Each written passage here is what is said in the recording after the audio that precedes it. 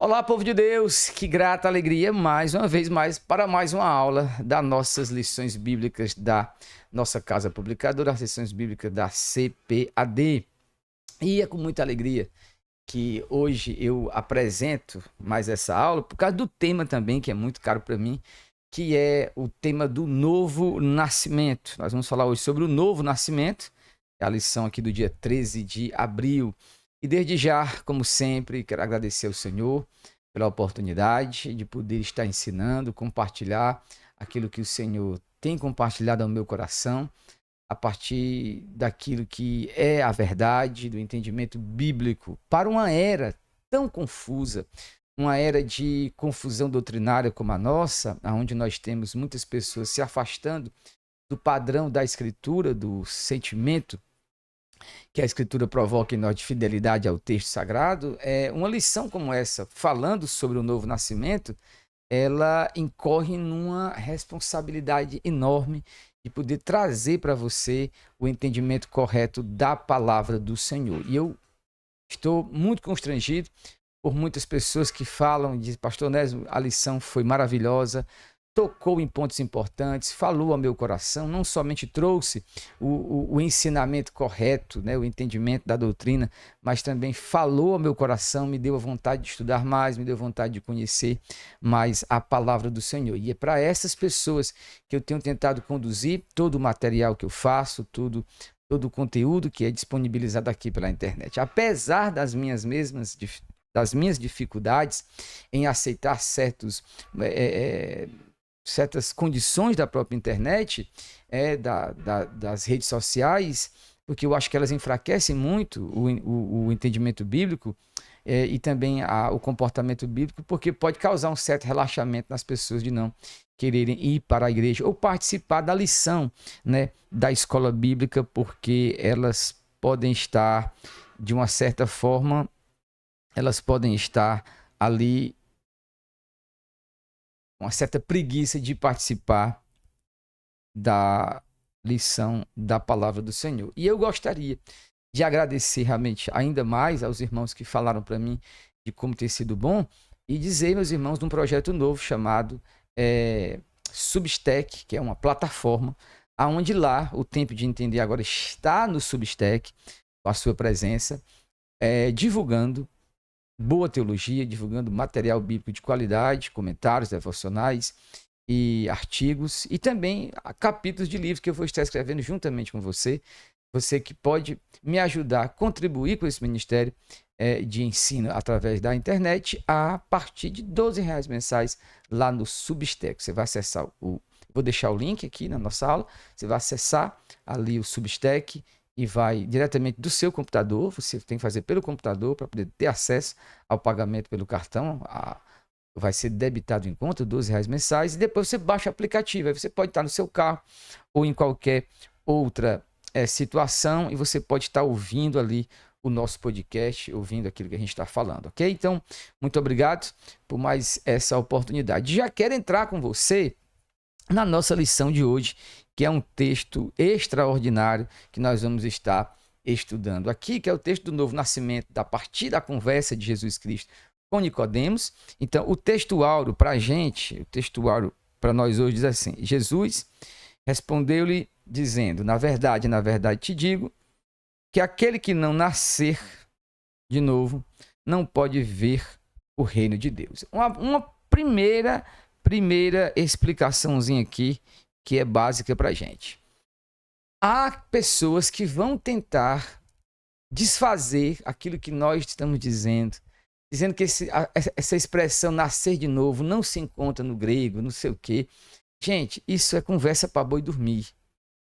Meus irmãos, os tradutores das nossas Bíblias são homens capazes e trouxeram para nós o sentido. É claro que toda tradução ela tem que perder um pouco do sentido, porque eu não sou o receptor principal ou primário da mensagem. Eu estou falando de uma tradução, então é lógico que o irmão lá do primeiro século, que era falante do hebraico ou do grego, para onde as cartas e os textos do Novo Testamento foram destinados primeiramente, Claro que eles terão uma compreensão melhor do que a gente, mas não quer dizer que a nossa compreensão não seja verdadeira. Então, o que nós estamos trabalhando aqui é com a tradução que me dá o sentido do texto verdadeiramente, ainda que talvez não todo o sentido. Então, eu preciso deixar isso aqui claro, porque alguém vai dizer que essa expressão aqui não é nascer de novo, mas é nascer do alto, né? Como se só fosse válido a expressão nascer do alto. Então, esqueça isso. Nascer do alto e nascer de novo tem o mesmo sentido, a mesma noção semântica, o sentido correto para a gente. E a expressão ver o reino de Deus finaliza do texto aí.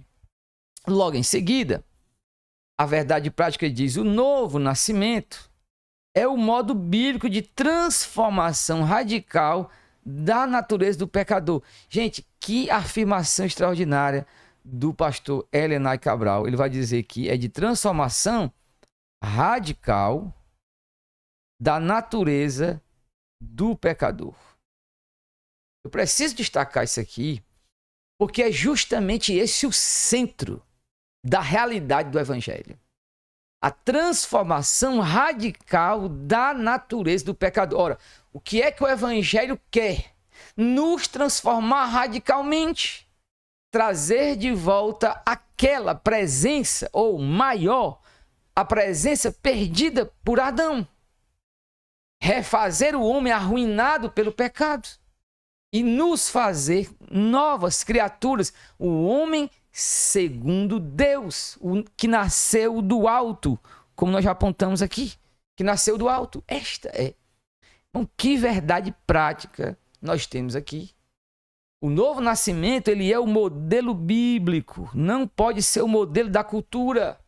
Não pode ser um modelo, esse modelo bíblico aqui, ele confronta o modelo cultural. O modelo cultural.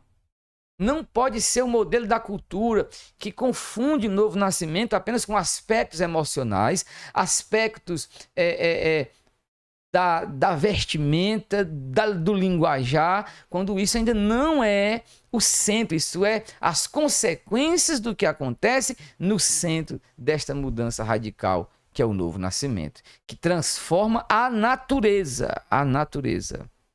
do pecador. Isto aqui foi fundamental. Se a aula acabasse aqui, eu já estaria extremamente edificado, porque ela pontuou algo extremamente profundo para a gente. Então, caminhando, a gente já poder entender na introdução aqui. Então, nesta lição, estudaremos uma das mais significativas obras do Espírito Santo. Esta obra é a regeneração, tão esquecida, tão colocada de lado. Você observa, e este aqui, meus irmãos, é um dos problemas radicais que eu tenho com muito daquilo que é ensinado hoje, é a falta de conversa, de diálogo, de debate sobre o que significa a regeneração. A pregação contemporânea rala da internet não toca neste assunto com profundidade. Não toca neste assunto com profundidade. Claro, há quem fale, sim, homens muito bons. Você pegar os ensinos, né, de homens que de fato são pastores já consagrados, pessoas, você vai ter o toque. Claro que todo o assunto não é sobre a regeneração, mas ela está lá como aquilo que é figura central. Porque sem a regeneração você vai ter pecadores apenas convencidos do pecado, mas não vivenciando a realidade transformacional do Espírito.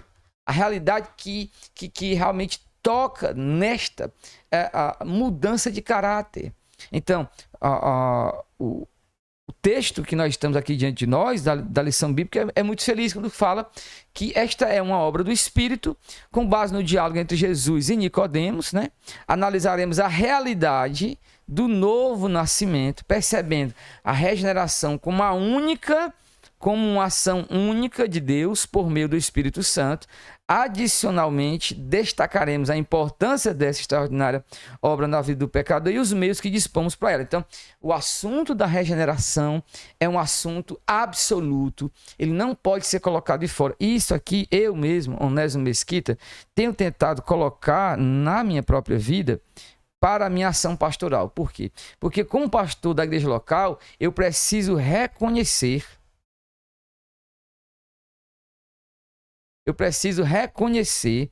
a obra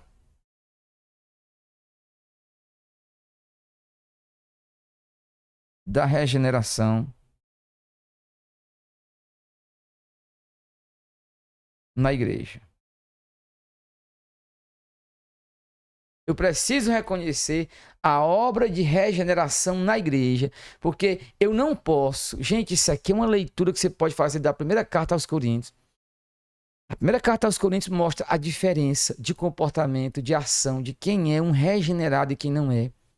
Muitos dos problemas de igreja local se dá porque o pastor, no afã de encher os bancos de pessoas, no afã às vezes muito saudável, de trazer da ingenuidade saudável, de trazer pessoas para o evangelho, de fazer sua congregação crescer, ele não luta para que as pessoas que ali estejam sejam de fato pessoas regeneradas. Isso faz com que o apelo, né? O apelo que é feito, venha esta noite, venha. Eu quero 10 pessoas aqui na frente, eu quero 8 agora, apontar a primeira. Gente, isso faz com que pessoas não regeneradas, que foram tocadas por Deus, elas pensem que são cristãs porque foram à frente. A regeneração é uma obra feita no interior do nosso coração. Não se pode tomar pelo apelo. O apelo é essencial, o apelo, claro, é a importância da pessoa que quer decidir viver para Cristo, com certeza. Não estou negando a validade disso. Pelo contrário, eu estou dizendo que não é somente isso. Não pode ser somente o apelo. Eu preciso buscar a realidade dessa regeneração. Isto tem que ser considerado. Eu posso estar errado no que eu estou falando. Eu não tenho a palavra final sobre as coisas. Mas até onde eu tenho vivido, não acho que eu esteja errado. Posso ser contrariado, posso ser levado ao debate, mas até hoje não tenho visto isso não. Pelo contrário. Onde eu não fiz a reconsideração da regeneração, onde eu não parei para ver os sinais do homem regenerado, foi que eu me dei mal. Que tratei uma pessoa como cristã, como quem nasceu de novo sem ter nascido. Eu deveria ter visto isso. Então, este assunto da regeneração é importantíssimo. Então, nesse sentido, quem era o Nicodemos, né? Quem era o Nicodemos? O contexto de João 3 revela que Jesus era uma figura conhecida em Jerusalém devido aos milagres que realizou. Ao transformar água em vinho, e sua fama espalhou-se entre o povo. Foi nesse cenário que Jesus despertou o interesse de um mestre israelita chamado Nicodemos, um sábio judeu de grande prestígio entre o povo e dos seus colegas fariseus. Assim, Nicodemos procurou Jesus de noite para questioná-lo sobre os seus ensinamentos. Então, se percebe é que a fama do Senhor se espalha, a fama de Cristo está espalhada, e nós, então, agora paramos para entender que Jesus Cristo foi interrogado por este homem que sabia alguma coisa já dele, né, de Jesus, e ele quer reconhecer isso da parte do seu entendimento. Então, o reconhecimento de Jesus de Nicodemos sobre Jesus. Então, o versículo 2 indica que Nicodemos percebeu a autoridade do Pai, concedeu a Jesus e chama de Rabi. Nesse contexto, note que não existia hostilidade nas palavras de Jesus, mas sim um genuíno interesse por compreender o ensino novo apresentado pelo Senhor. Esse interesse também decorre do reconhecimento de Nicodemos em relação aos milagres realizados por Jesus, que demonstra que nosso Senhor era mais do que um simples mestre, era um enviado por Deus. Eu entendo aquilo que o pastor está falando aqui, o nosso comentarista, Helena Cabral, e vou comentar depois mais um pouco mais da minha própria posição. Então, o diálogo entre Jesus e Nicodemos, né? A partir do verso 3, a afirmação de Jesus sobre o conceito de nascer de novo, nascer da água e do Espírito, da qual ninguém pode ver o reino de Deus, deixou Nicodemos perplexo. As palavras água aparece frequentemente ao longo do Evangelho de João, transmitindo a ideia de elementos fundamentais para a nossa admissão no reino celestial. Dessa forma, a referência à água e ao Espírito recorda-nos a mensagem de João Batista sobre o arrependimento dos pecados e uma nova forma de viver. Ok, então, teologicamente, o comentário aqui do Elinay Cabral, ele está correto, não tem nada aqui, mas eu poderia acrescentar aonde ele não foi tão profundo nas relações. É destacado por comentaristas como Donald Carson e outros mais, interpretando o texto de João 3, principalmente o Kostenberger, que essa referência aqui à água e Espírito, eles são altamente conhecidos por Nicodemos, que como mestre da lei, ele sabia aonde havia essa referência à água e Espírito no mesmo lugar, que é referência ao Ezequiel 36. Em Ezequiel 36, verso 25, fala: aspergirei água pura sobre vós, né? E tirarei o vosso coração de pedra, colocarei um coração de carne, né? Colocarei em vós um espírito novo. Então, essas referências à água e a espírito são um pelo outro. Água e espírito, a relação dessa purificação, e aqui a imagem do João Batista se encaixa, e o espírito como o elemento dessa nova vida.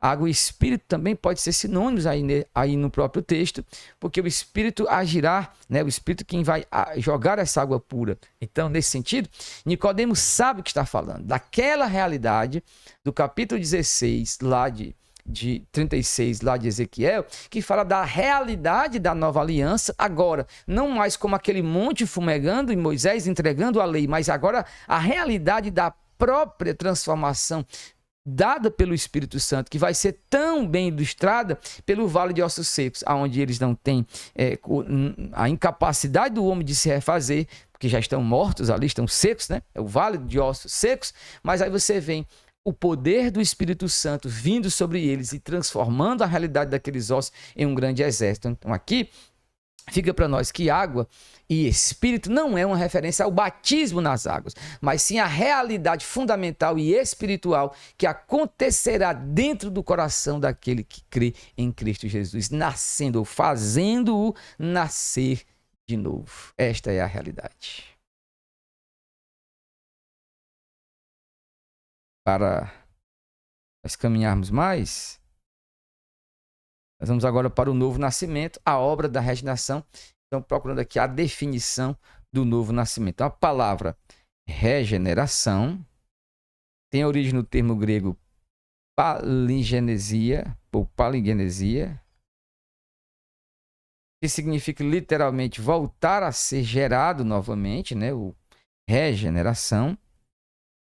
Assim, a regeneração é um conceito utilizado na teologia, especialmente na soteriologia, porque se refere à doutrina da salvação, para descrever o ato divino de transformação interior do pecador. Então, é o ato divino de transformação interior do pecador. A expressão novo nascimento está vinculada à doutrina bíblica da regeneração, referindo-se à mudança realizada pela graça, quando o pecador, que possui uma natureza carnal, corrompida e caída em pecado, passa a ter uma nova natureza, agora purificada e espiritualmente restaurada. Jesus abordou esse tema quando falou: aquele que não nascer de novo não pode ver o reino de Deus. Então aqui nós vemos que essa doutrina ela é central no estudo da obra da salvação, não podemos se prescindir dela.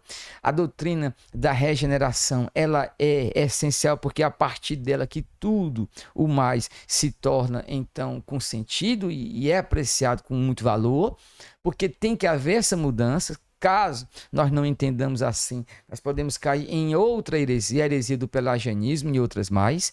Então, isto precisa ficar claro para nós enquanto pessoas que entendem esta relação da doutrina. A regeneração como uma obra exclusiva de Deus. A regeneração é um ato que Deus realiza na vida do pecador, levando a uma mudança radical no coração e provocando uma transformação profunda em sua vida interior. Então, esse processo ele acontece quando o pecador reconhece os seus erros, necessidade de um Salvador, Nesse contexto, Deus efetua a obra da regeneração através do Espírito, concedendo nova vida ao pecador. Por essa razão, a regeneração é uma ação puramente divina. Na Epístola de Tiago, somos informados que toda boa dádiva vem do alto, segundo a sua vontade. Ele nos gerou pela palavra da verdade. Ora, como é que acontece isso? O pecador, quando é exposto pela palavra de Deus, o pecador, quando é levado pela palavra do Senhor ao reconhecimento da glória de Cristo na cruz, ele começa a sentir, pela operação do Espírito Santo, a necessidade de entregar sua vida a Cristo, porque ele começa a sentir agora o peso do seu pecado, a culpa, o juízo divino. Então ele é provocado nele, a partir da palavra, o arrependimento. Aquele cair em si, quando ele diz, não posso mais continuar dessa forma. Tendo em vista disso acontecer, ele olha para Cristo, e ali, no momento em que ele olha para Cristo, acontece aquilo que Cristo disse para o próprio Nicodemos, se referindo àquela serpente posta na arte, quando o israelita olhava para ela e ela curada. Ao olhar para a cruz, eu sou livre, como já diz a canção. Ao olhar para a cruz, ali você ganha vida. E ao ver a glória de Cristo na cruz, a pessoa então passa a estar num estado de regeneração. Ali a regeneração começa. Não podemos saber o início. Há quem diga que a pessoa tem que ser regenerada para ver a glória de Cristo. É possível, mas não é absoluto aqui a questão. O ponto é que nós não temos como dizer exatamente quando ela acontece. Podemos deduzir, e é isso que se faz.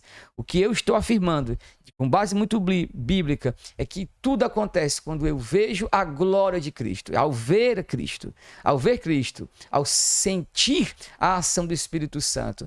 É isto que eu estou chamando de regeneração. Não apenas algo repartindo e quebrando em pedaços, mas eu estou lhe falando de algo maior, que esta é a operação. E ele faz não sozinho, não sem a mediação da cruz, mas com a presença, com todos os elementos daquilo que é a realidade do Evangelho, o poder de Deus para a salvação. Isto é maravilhoso. Isto é maravilhoso. Então, nesse sentido, a necessidade da regeneração, a Bíblia ensina que o ser humano é pecador, e em uma das cartas o apóstolo Paulo destaca a pecaminosidade do ser humano, dizendo que todos pecaram. Assim surge a necessidade da regeneração. Esta magnífica obra foi confirmada pelo Senhor durante sua morte sacrificial na cruz. Ele conquistou a oportunidade de vivermos essa nova vida. Portanto, a nossa natureza pecaminosa e ao que Jesus realizou na cruz, a ação regeneradora do Espírito Santo é essencial para todos os seres humanos. Então, nesse sentido, não há salvação sem a regeneração. Se meu amado irmão e ouvinte estiver ouvindo e não for um cristão, digo que você precisa clamar a Deus por regeneração. Clamar a Deus para que você nasça de novo. Clamar ao Senhor para que Ele te dê essa nova vida em Cristo. Porque sem Ele, não nos adianta ter todo o aparato externo de roupa, fala, de coisas, e não sermos nascidos do Espírito de Deus. Para isso, os meios da obra da regeneração, a operação do Espírito. O conceito de nascer da água refere-se de forma metafórica à ação purificadora do Espírito. Embora muitos interpretem a água no Evangelho de João com alusão ao batismo cristão, a regeneração que se produz não é algo físico ou material, mas sim uma transformação interior que o Espírito Santo pode realizar. Nesse sentido, nascer da água simboliza a obra purificadora do Espírito, referindo-se àquele que nasceu do Espírito. E, de certa forma, o modo como se manifesta a regeneração na vida do salvo possui um caráter misterioso, que é aquilo que eu já havia falado, né? No entanto, é inegável que aqueles que vivenciam essa experiência recebem, mediante a obra do Espírito, uma vida nova em Cristo e a lavagem da regeneração e a renovação do Espírito Santo. Então, o meio que nos faz nascer de novo, em primeiro lugar e exclusivo, a obra dele, única dele, é a ação do Espírito Santo, que ele faz intimamente em nós, quando sentimos o ardor da sua operação, e ele faz isso pelo poder da sua palavra. Então, nesse sentido, a palavra de Deus tem poder regenerador na vida do pecador, e esse poder da palavra não é o poder, por exemplo, da leitura, porque então era só a pessoa ler e ser regenerada. Não. É a palavra sendo iluminada pelo Espírito. É a palavra usada pelo Espírito. É a palavra como espada na mão do Espírito. Ele, então, guerreando contra a carne, vencendo a nossa natureza pecaminosa.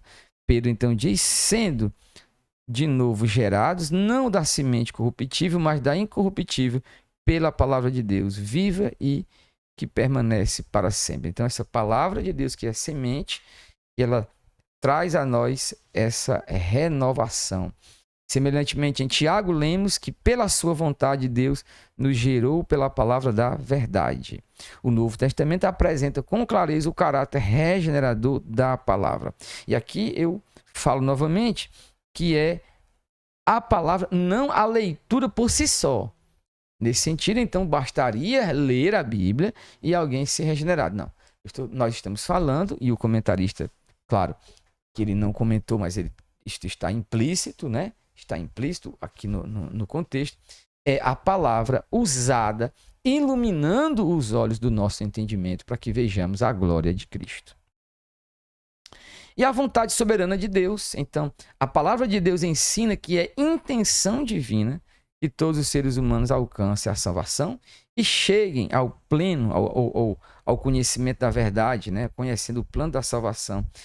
Então, no entanto, segundo a sua vontade permissiva, as pessoas têm a liberdade de fazer escolha, decidindo se busca ou não o perdão divino. Logo, o ser humano não pode escapar de tomar esta decisão. A conclusão a que chegamos é que a obra da regeneração,